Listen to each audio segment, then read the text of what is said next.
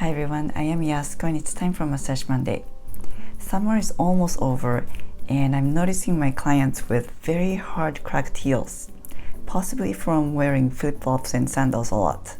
I'm in Southern California, so some people live in flip-flops most of the year anyways.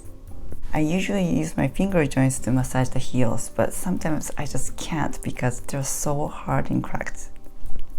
I was looking for a foot bath recipe for softer feet, and I came across Listerine foot soak. Yes, Listerine, which is a mouthwash, but it's also good for feet. Who knew? I got this amber colored Listerine after seeing some pictures of blue colored feet from blue Listerine foot soak.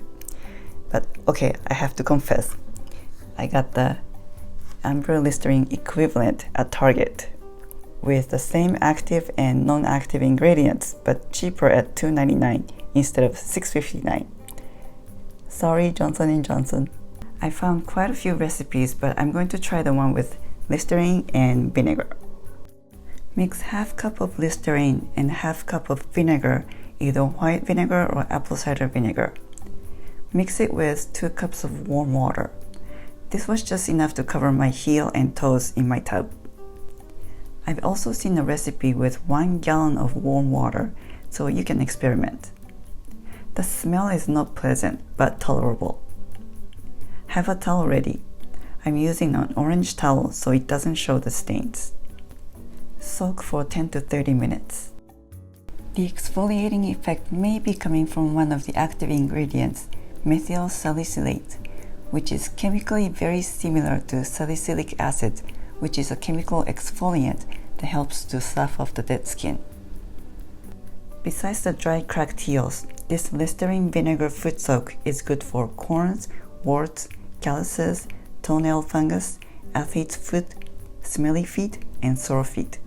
Sore feet because methyl salicylate is also chemically very close to aspirin. Precautions.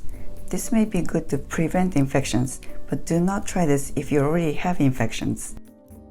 Do not do this if you have open wounds and cuts, or if you have any allergies to the ingredients or aspirin. It's always a good idea to do a patch test before you soak the entire feet. I've seen both it's good and it's bad for diabetes. I tried it for about 20 minutes.